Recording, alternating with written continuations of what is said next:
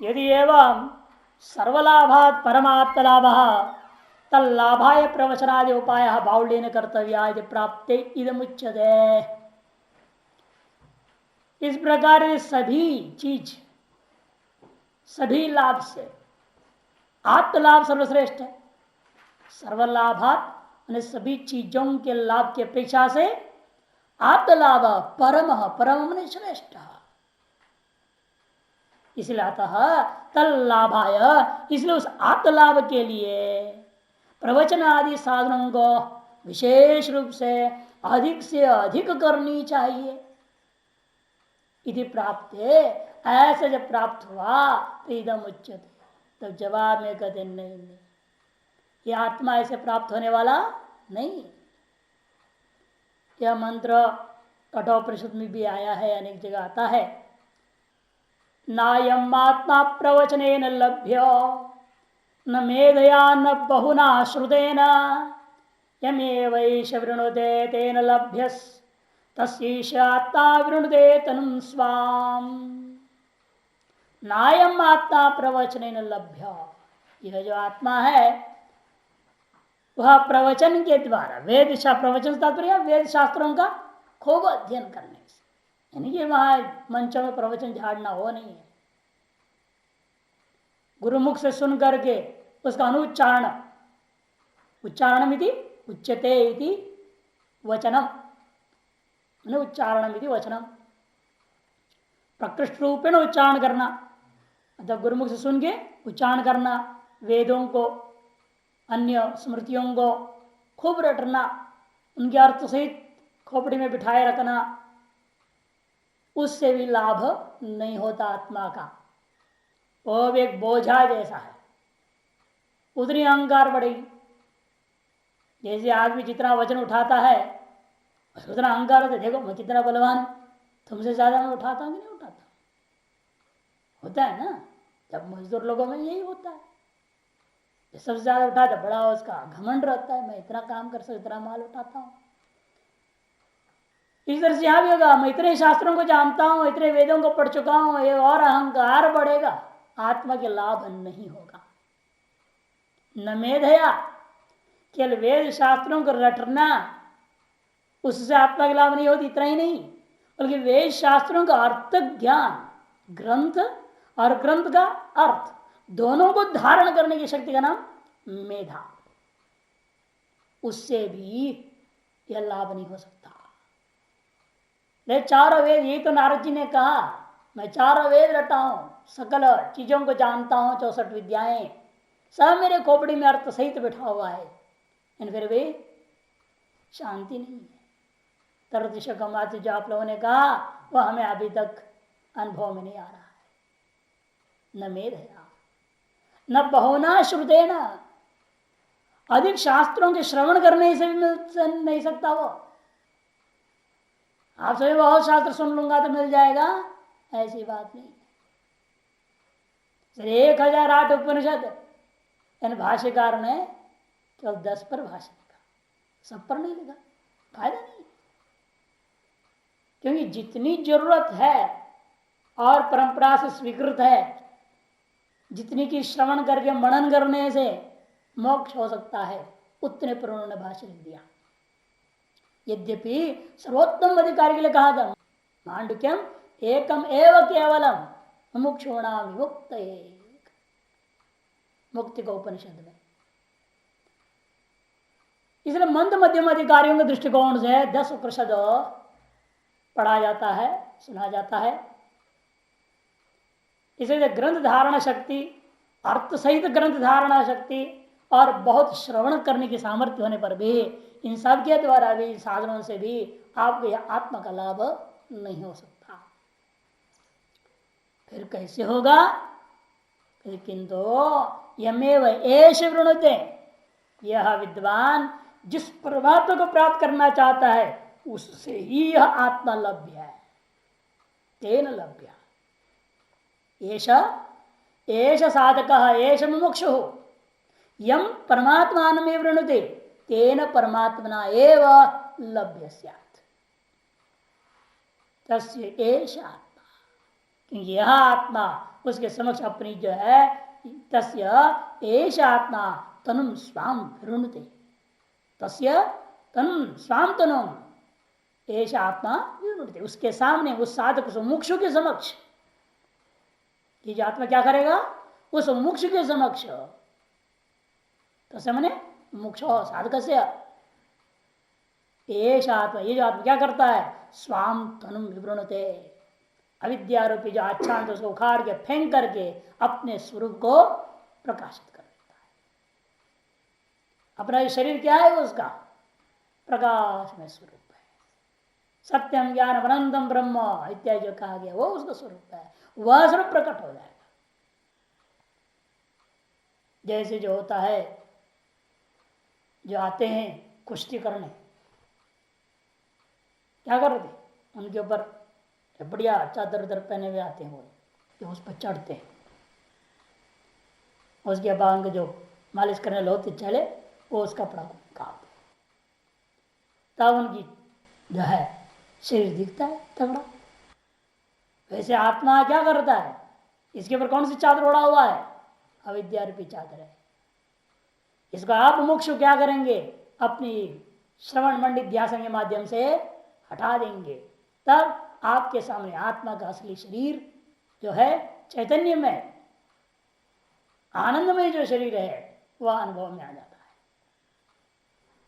भाष्यम योयम आत्मा व्याख्या, तो यह आत्मा जो जिसकी आपने अभी तक व्याख्यान सुन चुके अनेक लक्षण, यस्य लाभ पर पुरुषार्थ, जिसका अनुभूति जिसकी प्राप्ति परम पुरुषार्थ कहा गया है, ना सो ये जो आत्मा है सो आत्मा न वेद शास्त्र दिन बाहुल्य प्रवचन लभ्य, वेद एवं अन्य शास्त्रों का अध्ययन की अधिकता से, अधिकता क्या है वो प्रवचन कर दी है, वेद शास्त्र अध्ययन बाहुल्य ही प्रवचन है उसके द्वारा न लभ्य।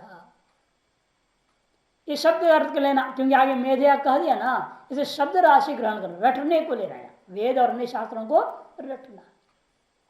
ऐसे लोगों को देखा जो पूरी भागवत कंठस्थ है, 18,000 जो श्लोक है पूरा कंठस्थ, और अभी सूरदास जी को आंग वाले को नहीं, सूरदास जी हारमोनियम में बजाते हुए पूरा बोलते थे। ऐसे ऐसे प्रज्ञा चक्षु को देखा, हमारे जो व्याकरण के गुरु जी थे वो प्रज्ञा चक्षु थे, उनके परम मित्र थे, दोनों मित्र,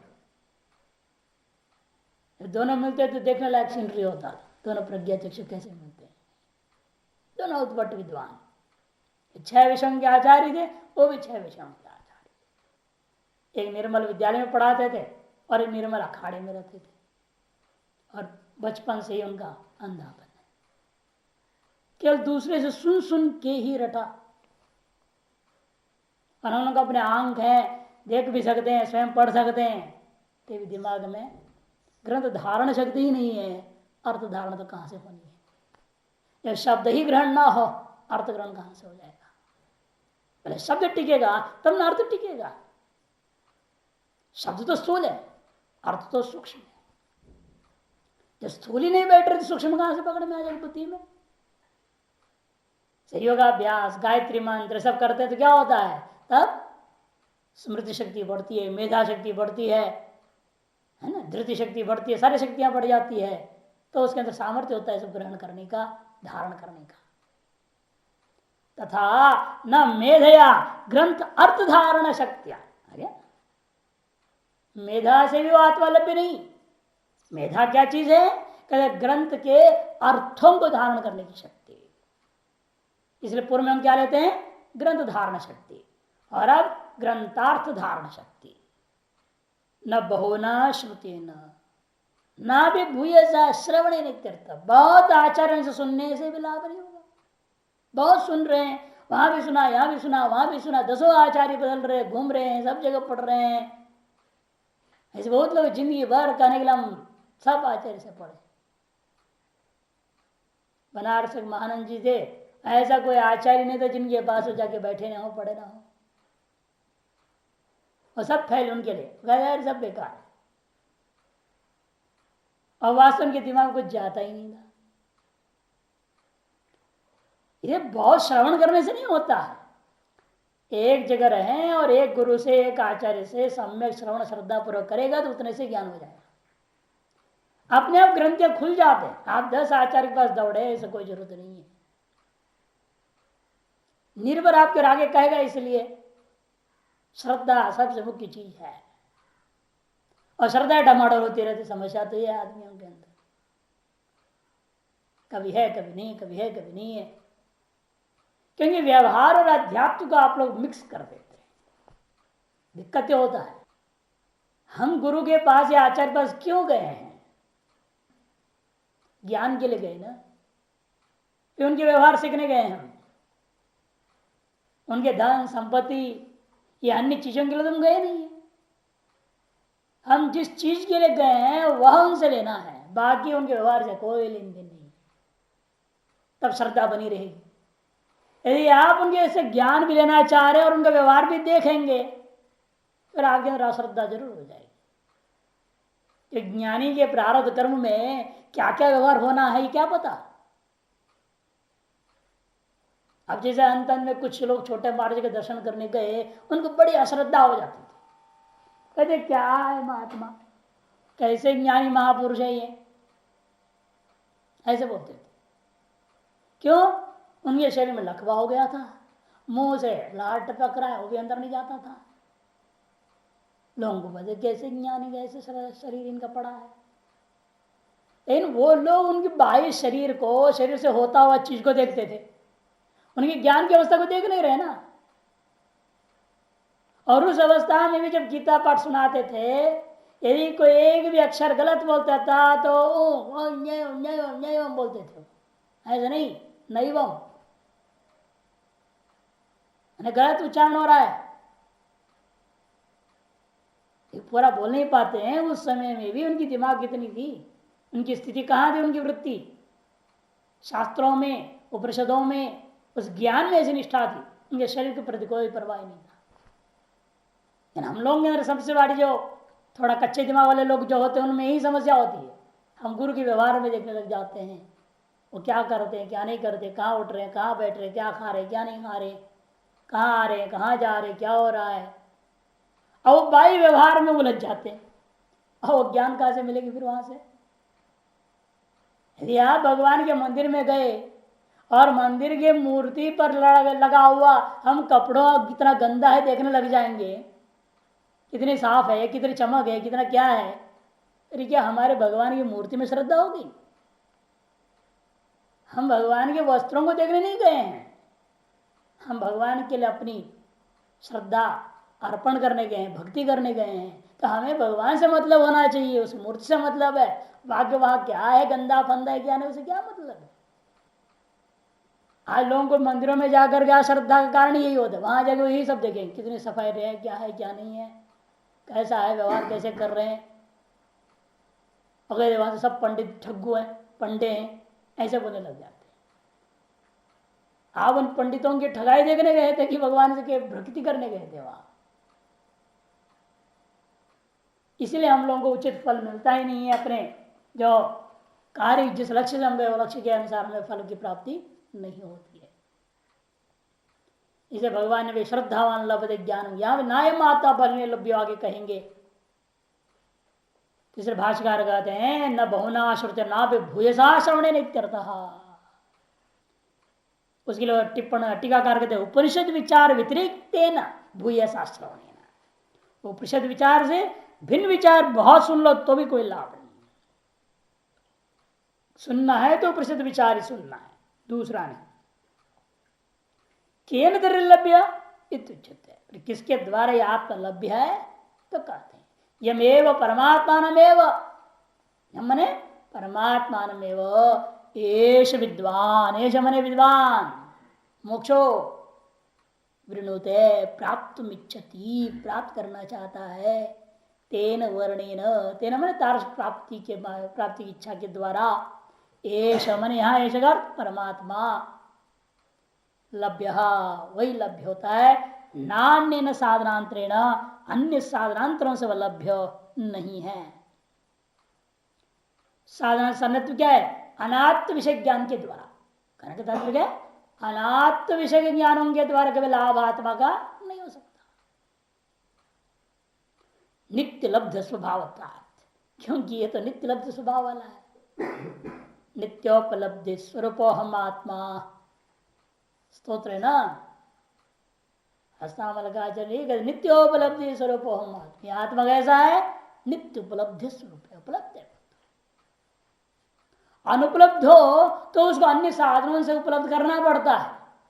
उपलब्ध को उपलब्ध करने के लिए अन्य साधन की जरूरत नहीं है। ये उपलब्ध है किंतु विस्मृति हुई है, उपलब्ध का विस्मृति हो रखी है, उसको स्मृति कर लेना, उसकी वापस उपलब्धि की बात है। कहते ना, कांक में जो है बच्चा, गांव में डिंडोरा, कहावत है। अपने बगल में बच्चे को ले ली अम्मा आई और हल्ला मचा रही है, मेरा बच्चा कहाँ गया, भूल ही गई, कभी पीछे रखी होगी और बाद में पीछे रोया होया, बच्चे ने उसको उठा लिया अपने गोदी में और भूल गई, मैं उठा कर रख दिया। फिर हमने कुछ काम कर लिया, काम कर चारों तरफ देखने लग गई, कहीं बच्चा नहीं है तो ढूंढ रहे, हल्ला मचा रहे। किसने कहा ये तुम्हारे हाथ में है क्या? फिर ये अरे ये तो बच्चा यही है। जैसे पहले बताया, टॉर्च से टॉर्च को ढूंढना, चश्मे से चश्मे को ढूंढना, ये सब दृष्टांत है। उपलब्ध के विस्मृति के कारण से अनुपलब्ध जैसा हो गया और उसको उपलब्ध करने के लिए प्रयास किया जाता है। वही वेदांत में हाल है। यह आत्मा नित्य उपलब्ध स्वरूप वाला, स्वभाव वाला है, लेकिन अज्ञान के कारण, अविद्या के कारण से अनुपलब्ध के समान हो गया। इसलिए श्रवण निध्यासन में अनेक साधन, बहिरंग अंतरंग इत्यादि साधनों को अपनाते हुए साधन दृष्टि संपन्न होकर व्यक्ति को इसका अनुभव करना पड़ रहा है। कीदृशो विदुषा आत्मलाभ इत्युच्यते है। विद्वान का यह आत्मलाभ किस प्रकार का है, उसी बात को समझा रहे। तस्य एष आत्मा अविद्या संच्छन्नाम स्वाम परांतनुम स्वात्मतत्व स्वरूपम विवृणुते। तस्य मुक्षो प्रति, उस मुक्षु के प्रति एष आत्मा क्या करेगा? अविद्या संच्छन्नाम स्वाम परांतनुम, अविद्या से ढकी हुई, सम्यक प्रकार से छन्न मैंने ढक्कन लगा हुआ है, आच्छादित आच्छन्न है वो। ऐसा जो स्वाम अपना ही परांतम सर्वोत्कृष्ट जो शरीर है, क्या शरीर है वह? स्वात्म तत्व स्वरूपम, अपना आत्म तत्व जो है वही स्वरूप जो है वही है शरीर शब्द से कहा जा रहा है। उसके अलावा आत्मा का कोई दूसरा शरीर नहीं होता।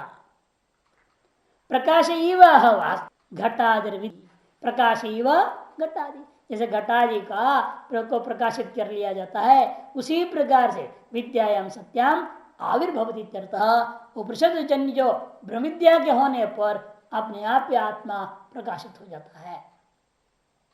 जैसे प्रकाश के होने पर क्या होता है? लाइट जला दिया आपने तो घड़ा स्पष्ट अनुभव में आ जाता है। प्रकाशे सप्तमी वो प्रकाशे सती घटादि इव, जैसे प्रकाश का होने पर घटादि अनुभव में आ जाते हैं, उसी प्रकार से ब्रह्म विद्या का होने पर क्या होगा? आत्मा का अनुभव हो जाएगा, स्वरूप का अनुभव हो जाएगा इत्यर्थ।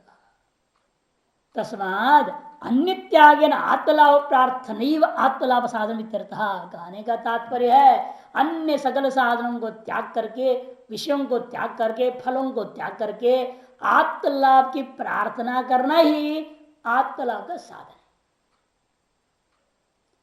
और कोई साधन नहीं है। कई बार बताया ना, एक महात्मा बुढ़ा सा था, बुढ़ापे में आया लघु पढ़ने, 68 उम्र में, 66 उम्र ऐसे कुछ था। उस उम्र में आकर के लघु पढ़ना चाह रहा है, तो क्या आ जाएगा उसके दिमाग में? और बाल बच्चे वाला था, गृहस्थी था, तो भोगी है, पूरा शरीर का वीर क्षीण हो चुका है, अब कोई दम है नहीं, न दिमाग में न शरीर में। लेकिन बड़ा आश्चर्य, बाद में बहुत अच्छा विद्वान हो गया, आज भी पढ़ाता है, आचार्य। कैसे हुआ? हम उसको देखते थे, वो कमरे में बैठे रोता रहता था, लघु का पुस्तक सामने रखा है और सामने सरस्वती का फोटो और अपने गुरु का फोटो रख करके रोते रहता था। अरे हे सरस्वती मैया, हे गुरुदेव कृपा करो, हे लघु सिद्धांत कौमुदी, आप मेरे अंदर हो जाओ, एक हो जाओ, प्राप्त हो जाए। उस लघु से ही प्रार्थना करता था कि लघु मेरे को प्राप्त हो जाए। और लघु ही केवल प्राप्त नहीं हो उसको, अच्छी नींव पड़ गई इस लघु का, आगे उसने और भी कई ग्रंथ पढ़ ले और राजाचार्य से जिस चीज को हम प्राप्त करना चाहते हैं हम क्या करेंगे, उसी से हम प्रार्थना करेंगे, उसी से हम निवेदन करेंगे। जिस चीज को हम चाहते हैं उसको हम प्यार करते हैं, उसको हम महत्व देते हैं, तो वो हमारा हो जाता है कि नहीं हो जाता है। आप एक तरफ चाहते हो और उसको प्यार ना करो, उसको महत्व ना दो, तो क्या होगा, आपको प्राप्त होएगा कभी नहीं, वो तो विमुख हो जाएगा। इसलिए जब हम आत्मा को चाहते हैं तो प्रियतम तो आत्मा है, इसलिए बाह्य वस्तुओं को प्यार करना छोड़कर अन्य त्यागे ना, बाह्य चीजों के महत्व को त्यागना पड़ेगा। समस्या है कि महत्व हम देते हैं बाह्य वस्तुओं को, तभी हमारा अपने लक्ष्य से हम च्युत हो जाते हैं। क्षुद्र अहंकार जो है ना, ये बीच में बहुत दिक्कत करता है, ये सब बाधाएं पैदा कर देता है। लक्ष्य पूर्ति से पहले भ्रम डाल दे मुझे प्राप्त हो गया, ऐसा भी हमने देखा लोगों को। अब और क्या जरूरत है। अप्राप्त काल में प्राप्ति की भ्रम, ये सबसे खतरनाक है। अमुक्त पुरुष यदि अपने आप को मुक्त मान लेगा तो साधना करेगा क्या, कभी नहीं करेगा। अब मुक्त समझ गया, अब मैं मुक्त हो गया, फिर क्या साधना करेगा। इस तरह से यहां भी है, मार्ग ही ऐसा खतरनाक मार्ग है, आदमी भ्रम में पड़ जाता है अथवा अहंकार की वजह से वो फिसल जाता है। और लोकेशना, सबसे चीजें वित्तेषणा लोकेशना, दो ऐसा बहुत सताता है महात्माओं को। धन की कामना और दुनिया में नाम की कामना है। जब अहंकार को ठेस पहुंचता है तो देख लूंगा तुम क्या होते हो, तुम तो कुछ नहीं हो, ऐसे बड़ा बना के दिखा दूंगा। बताता ना एक महात्मा सुरत बंगला में थे, कहानी बताया हूं। वो गौशाला कुठार ने डांट दिया उनको, भंडारा के भैंस जैसे सो रहा, समय हो गया सेवा नहीं कर रहा, और डांटने से उनका है गुस्सा, अहंकार को ठेस पहुंच गई। इससे बड़ा आश्रम बना के दिखा दूंगा, 100 पर कमरे का बड़ा आश्रम बना दिया। क्या होगा उससे, मोक्ष मिल जाएगा, कुछ नहीं होता। इसे अपने अहंकार को नियंत्रण नहीं रखेंगे तो हम लक्ष्य से हट गए। कितने वर्ष उनको लग गए इस काम में, उतना बड़ा आश्रम बनाने में, उतने वर्ष जो अपने लक्ष्य से हट गए कि नहीं हट गए। व्यवहार में ज्यादा कुचलना पड़ा, गृहस्थी भक्तों के पीछे दौड़ो भागो, कथा प्रवचन पढ़ा रहा, ये वो दुनिया लौट। कहाँ ब्रह्मचिंतन कर रहे थे, गो सेवा करते मस्त रहते थे, कहां से कहां लुढ़क गए। यही समस्या होता है। से व्यक्ति एक तो अहंकार और भ्रम दोनों से बहुत सतर्क रहना पड़ता है इस मार्ग में। अन्य त्यागे न आत्मलाभ प्रार्थना, आत्मलाभ की प्रार्थना ही आत्मलाभ का साधन है इत्यर्थ। आनंद का साफ सुंदर कार्य देखिए, अतः परमात्मा अस्मि इति अभेदानुसंधानम परमात्मा भजनम, मैं ही परमात्मा हूं, मैं ही ब्रह्म, अहम ब्रह्मास्मि, ऐसा जो अनुसंधान है, चिंतन निरंतर, यही ब्रह्म का भजन, निर्गुण का ध्यान, निर्गुण की उपासना है। पुरस्कृत श्रवणादि संपाद्यम, तद्वारे श्रवणादि जब संपादन करोगे अवश्य श्रवण सफल होएगा। भेद बुद्धि से किया गया श्रवण कभी सफल नहीं हो सकता। अभेद बुद्धि पूर्वक ही श्रवण, पहले से मन में निश्चय तो कर लो, पहले अनुभव में नहीं है, इन्हें मान तो लो पहले कि मैं ब्रह्म हूं, तब श्रवण करना चाहिए। उपनिषद श्रवण मंडी ध्यासन, इसलिए प्रकरण ग्रंथों से ही आपको मालूम तो हो गया हम ब्रह्मास्मि तत्वमसि।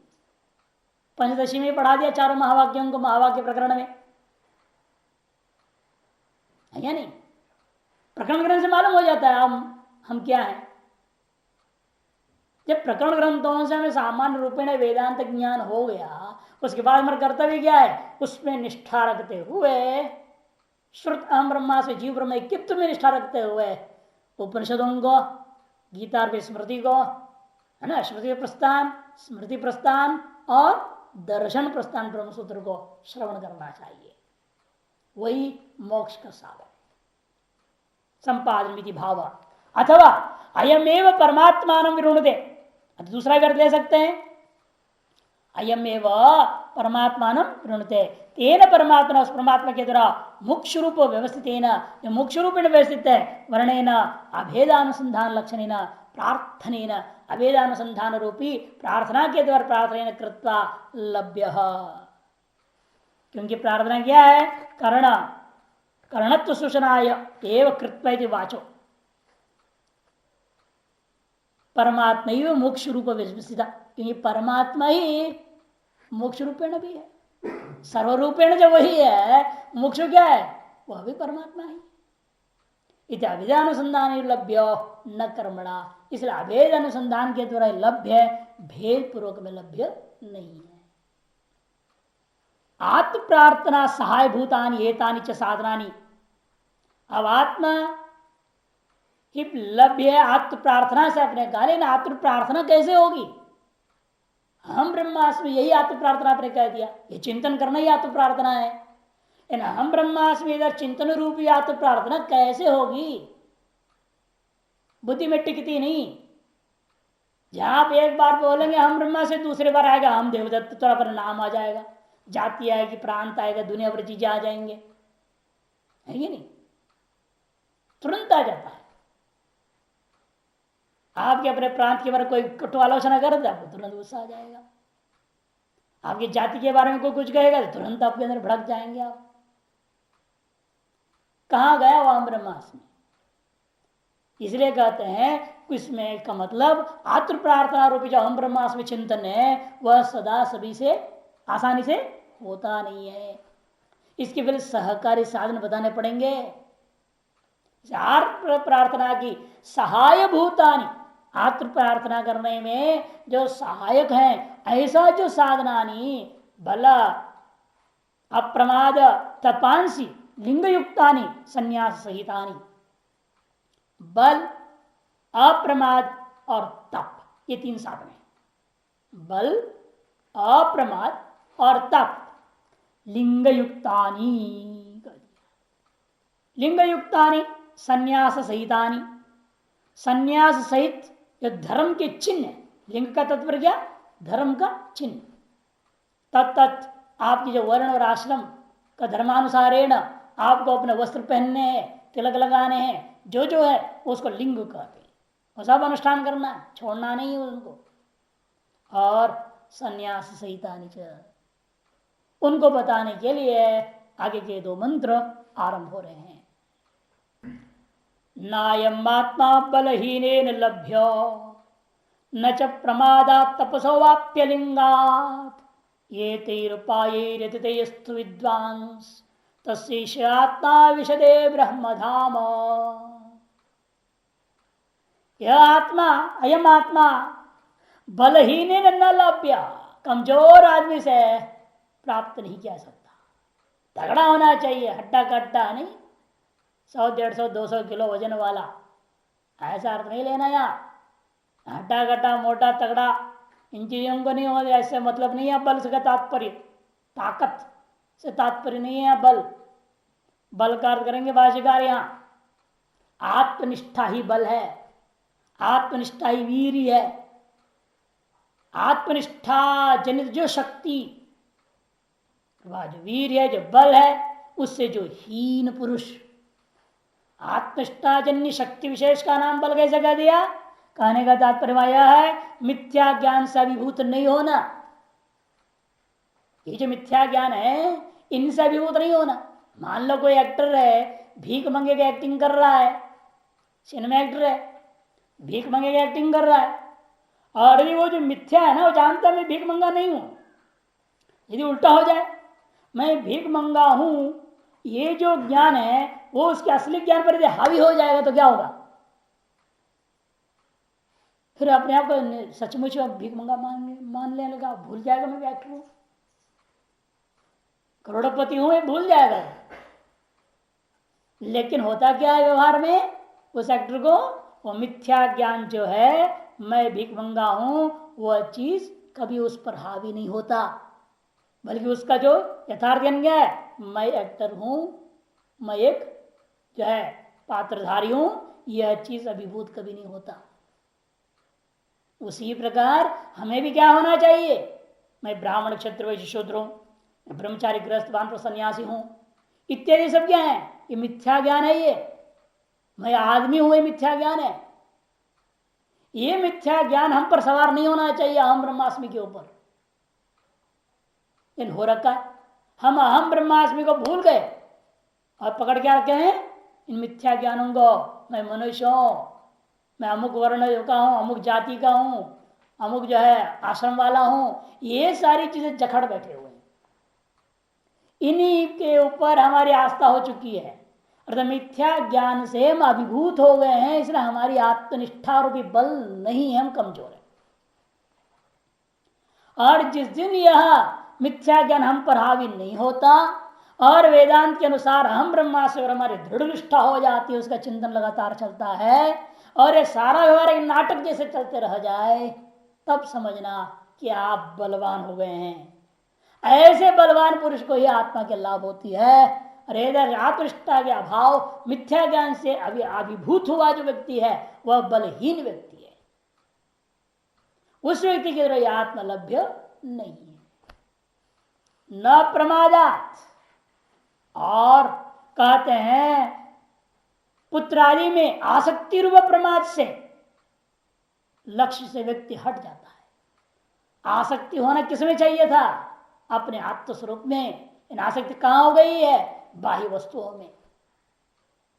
सब बाह्य वस्तुओं में आसक्ति रूपी प्रमाद जिसके अंदर है वह व्यक्ति को भी आत्मलाभ नहीं होता।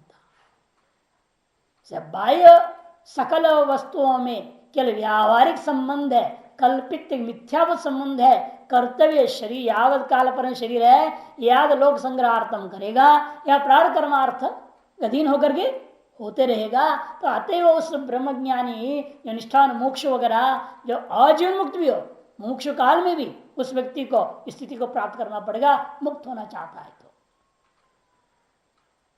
तपसोवाप्यलिंगा, और न संन्यास रहित तपस्या से भी यह प्राप्त भी नहीं है।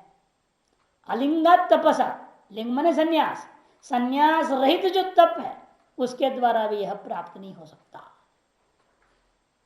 अलिंगात तपसा का विशेषण, संन्यास रहित तपस्या से भी यह प्राप्त भी नहीं है। फिर किनसे प्राप्त होगा, तू उत्तरार्ध में है ना, एते उपाय यस्तु, तो मैंने किंतु जो विद्वान, यह विद्वान एते उपाय, इन उपायों के द्वारा मैंने बल के द्वारा, प्रमाद रहित के द्वारा, संन्यास विशिष्ट तप के द्वारा जो यतते उस प्राप्ति के योग्य आत्म तत्व को जानने का प्रयत्न करता है, तो तस्य उस साधक मोक्ष के प्रति येष आत्मा, यह जो है आत्मा निश्चय रूपेण उसका यह आत्मा क्या होगा, ब्रह्मधाम। तस्य आत्मा ब्रह्म, येषा उसका यह जो आत्मा है वह ब्रह्म रूपी धाम में, ब्रह्मणा धाम, ब्रह्मणा लोक नहीं छटिया, ब्रह्म एव धाम, ब्रह्म एव लोक ऐसा अर्थ करेंगे। ब्रह्म ही धाम है, उस मैंने अभिनय ना, इसे उसका ऐसा अर्थ नहीं निकलेगा, वही वह है, सम्यक रूप से उसमें प्रविष्ट हो जाता है, विशते। यस्माद एम आत्मा बलहीन, जिसलिए आत्मा बलहीन के द्वारा, बल प्रहीन आत्मष्ट जनित वीरहीन, देखो स्पष्ट बोल दिया ना, बल प्रहीन कर दिया, आत्मनिष्ठा से जनित जो वीर्य सामर्थ्य उससे हीन, जैसे वीर्य कर क्या करनी चाहिए, वीर्य मित्यत्र मिथ्या ज्ञान अनभिभाव्यता लक्षणों अतिशय। आंधगिरी कहते हैं मिथ्या ज्ञान के द्वारा अनभिभूत होना, यही वीर्य, आत्मज्ञान जन वीर्य। आत्मज्ञान सामर्थ्य यही है कि आप अपनी मिथ्या ज्ञान जो व्यवहार में दिखाई दे रहा है, बाह्य दिखाई देता है, उससे स्वयं का जो अपना वास्तविक स्वरूप ज्ञान है वह अभिभूत ना होना, यही वीर है, यही सामर्थ्य बल है। न लभ्यो ना भी लौकिक पुत्र पशुवादि विषय संग निमित्त प्रमादात, और उस व्यक्ति को भी लभ्य नहीं है जो लौकिक पुत्र है, पशु है आदि धनादि विषयों में आसंग विषयासक्त पुरुष निमित्त जो प्रमाद है, तो उस प्रमाद की वजह से भी यह आत्मा लभ्य नहीं होता। वह पृष्ठ से प्रच्युति होगी, वो तो विषय निष्ठा होगी ना। पुत्रनिष्ठ पुरुष है, वो धननिष्ठ है, पशुनिष्ठ है, अलग अलग में निष्ठा होती है आदमी की। इसीलिए कहते हैं कौन किस में निष्ठ है कहा नहीं जा सकता। वैराग्य का कारण ही भर्तृहरि, जो वैराग्य इसी कारण से तो हुआ। पहले भर्तृहरि को अपने पत्नी में बड़ी निष्ठा थी, पत्नी निष्ठ था वो। जब एक संत ने उनको, कृपालु ने उसको याद कराना चाहते थे, उसको जगाना चाहते, तुम भ्रांति में हो, इतना शास्त्र पढ़ करके तुम पत्नी के निष्ठा में पड़े हुए हो, तो जगह उसको एक फल दिया। जब फल दिया, फल को उसने क्या किया, भर्तृहरि ने अपने पत्नी को दी। अपनी प्रिय है ना वो, उसमें निष्ठा है उसकी। अब भगवान प्रिय तो भगवान को अर्पण करता हो, उसको अपना शरीर अपने प्राण सबसे ज्यादा प्रियतम वस्तु था तो संसार में वो पत्नी थी, इसलिए उसको दिया। और पत्नी ने न खुद खाई न पति को खिलाई, किंतु उसको मंत्री को दे दी। क्यों? उसका प्रीतम गण अपना पति नहीं, मंत्री था। और मंत्री ने भी उसको खाया नहीं, उसने एक दासी को दे दिया जो उसका प्रियतमा थी। और दासी उस फल को लौटा कर लेकर गया ये बस राजा के पास, राजा को दी। राजा को उस फल को देखते ही पसीना छोड़ के गया है, ये कहां से घूम के आ गया ये। तो उसने पूछताछ किया, तब पता चला ओहो ये तो मामला गड़बड़ है। तब आंखें खुली उसकी, मैं कितना बड़ा मूर्ख था, कर सारी जिंदगी मेरी बर्बाद हो रही थी, पत्नी निष्ठ होता मैं था बेमतलब। ऐसे निष्ठा सारी जिंदगी बिताने से क्या फायदा होगा, जिसके अंदर तुम्हारे प्रति प्रेम ही नहीं, ऐसे वस्तु को तुम प्रेम कर रहे हो, फायदा क्या? जो वस्तु अनित्य धोखा है उसको प्यार कर, तब उसकी अकल खुली तो उसने आत्मनिष्ठ में हो गया। उसने प्रियतम वस्तु संसार में आत्मा है, वह हमें कभी धोखा नहीं देता है। दुनिया की हर वस्तु धोखा दे सकता है, लेकिन अपना स्वरूप अपने को भी धोखा नहीं देता। ऐसे सभी विषयों से परावृत होकर के आवृत शिक्षा और अमृतत्व इच्छन कश्चित धीर ये स्थिति में पहुंच गया और अपने अंतर्मुख हो गया। यही संसार में हर व्यक्ति किसी न किसी निष्ठा रखता है, पुत्र निष्ठा है, किसी पशु निष्ठा है, किसी धन निष्ठा है, किसी आश्रम निष्ठा है, पद निष्ठा है या नहीं? यश की निष्ठा है, दुनिया में यश कमाना चाहते बहुत बड़ा संत होकर, अनेक उनमें निष्ठा हो गया, आपको तो आत्मनिष्ठा कहां से होगी? अब वही आपका लक्ष्य हो जाएगा ना, फिर उसको प्राप्त करने में लग जाएंगे। आत्म को प्राप्त करने कौन लगेगा? आत्म प्राप्ति में आप लग ही नहीं सकेंगे। इसलिए कहते हैं पुत्र पशु आदि विषय संग निमित्त जब प्रमादादपि न लभ्य, क्या अनुभव होगा? तथा तपसो वाप्यलिंगात, लिंग रहित तपसा, लिंग रहित तप से भी, लिंग से सीधा संन्यास लेंगे, लिंग रहित तप से भी जो है वह आत्मा का लाभ नहीं होगा। तप का तात्पर्य क्या लेना?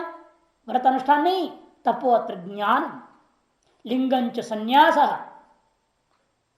तप शब्द से यहां ब्रह्म ज्ञान और लिंग शब्द से संन्यास, माने संन्यास रहिता ज्ञानाद न लभ्यते। जितना भी वेद वेदांत पढ़ लो, सभी उपनिषद पढ़ लिया, गीता पढ़ ली, ब्रह्मसूत्र पढ़ लिया, बृहद प्रस्थानत्रयी पढ़ ली, दुनिया में पढ़ा भी रहे हैं, लेकिन संन्यास के बिना सारा ज्ञान आपको मोक्ष देने वाला नहीं होगा। अब जो सुन ले दिमाग खराब हो जाता है, हर पढ़ के क्या फायदा होगा बिना संन्यास? इस जन्म में फायदा नहीं हुआ, कोई बात नहीं, अगला जन्म में बुकिंग हो जाएगी आपकी सन्यास का। अनेक जन्म संसिद्ध है ना। ठीक है, इस जन्म में अभी आपको सन्यास लेने की अभी इच्छा ही नहीं जग रही है, अभी दुनिया में बहुत कुछ करना चाह रहे हैं, तो आदमी जो है सन्यास कहां से ले लेगा वो। इसलिए सन्यास अनेक जन्मों के वेदांत पैसे धीरे धीरे धीरे होगा। लेकिन ये गारंटी मन में रख लेना है, सन्यास विशिष्ट ज्ञान ही मोक्ष देता है। गृहस्थ विशिष्ट ज्ञान हो मोक्ष नहीं देगा। और सन्यासी गृहस्थ का मतलब क्या है यहाँ? निष्ठा, गृहे तिष्ठति, गृह निष्ठ हो जाना। पशुपुत्र निष्ठ हो जाओगे तो वो गृहस्थ है। भले लाल पहन करके भी तो मैं पद में निष्ठा रख रहा हूं तो भी फायदा नहीं। कहने के लिए बाहर से सन्यास दीक्षा ले लिया, लेकिन धन दौलत कार इत्यादि में निष्ठा है। बड़ा इसमें दक्षिण भारत में तो लिंग संप्रदाय बड़ा चलता है, कंपटीशन है हर जगह है आजकल। केवल वही नहीं, अब तो हर संप्रदाय में ये हाल हो गया है।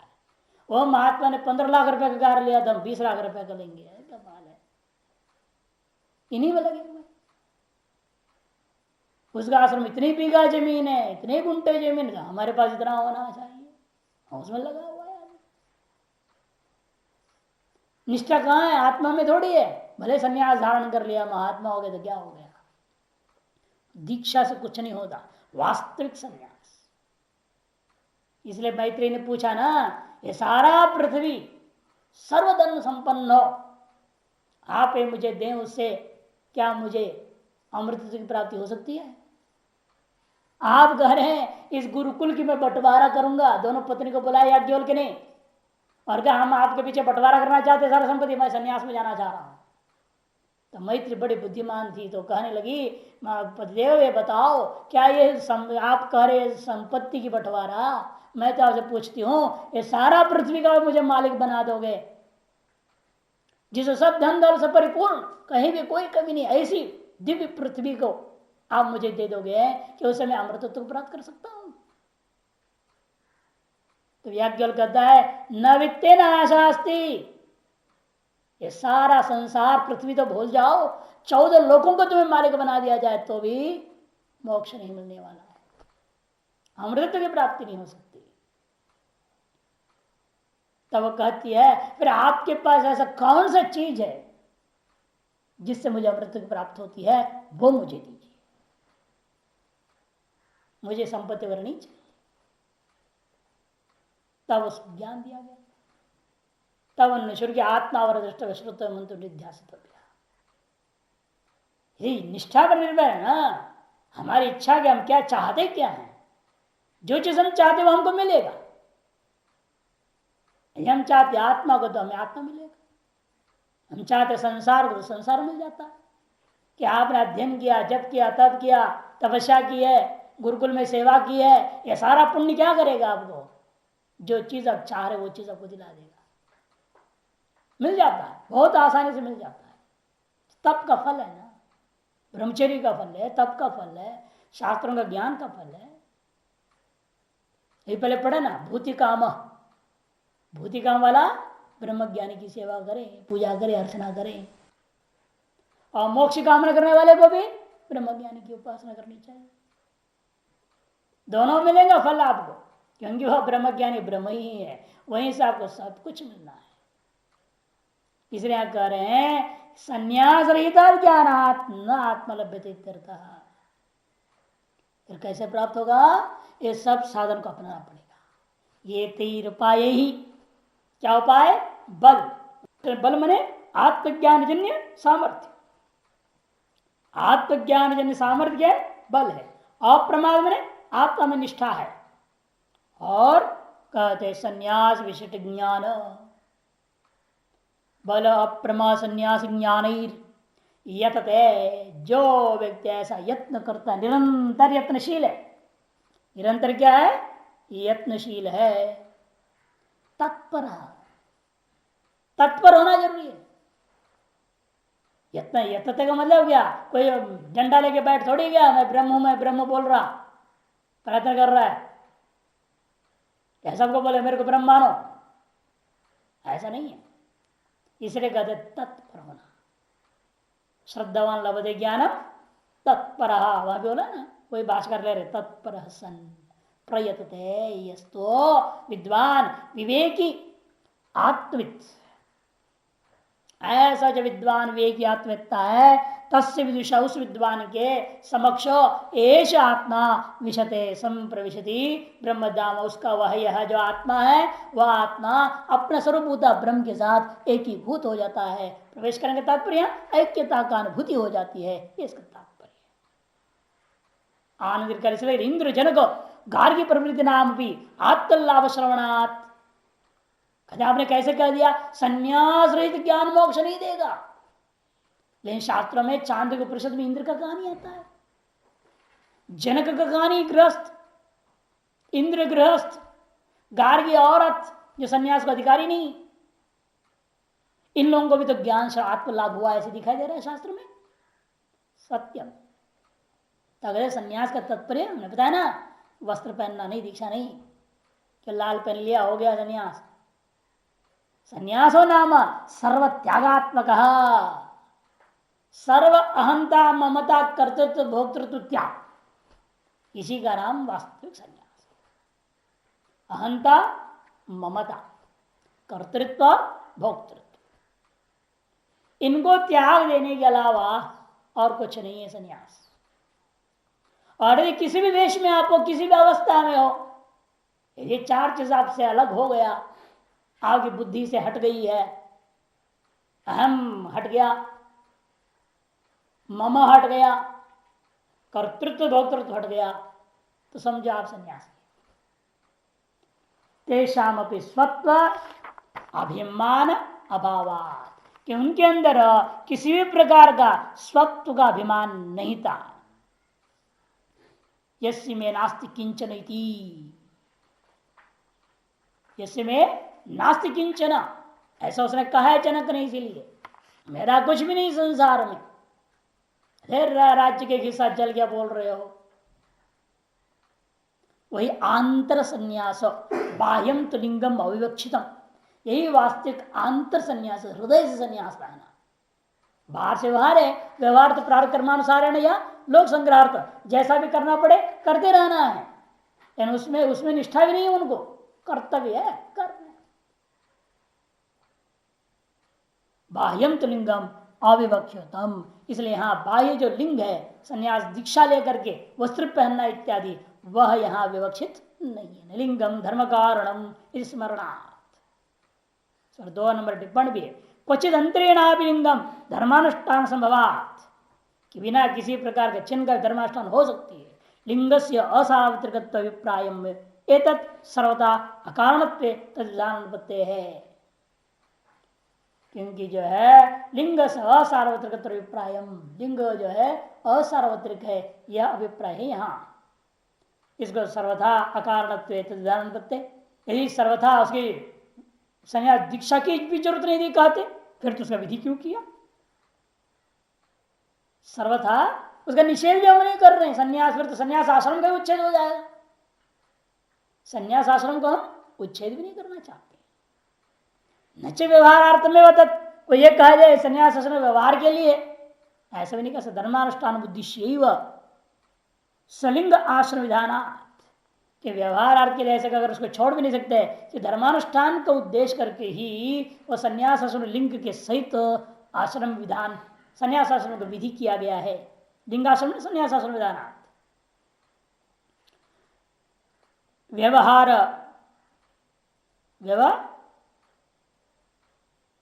हार मात्रार्थत्व छात्र परमार्थोद्देश्य अपरामृश्यत्वात्, यदि व्यवहार मात्र के लिए होता फिर यहां पर इस मंत्र में अलिंगात वाप्यलिंगात ऐसे मंत्र में नहीं आता।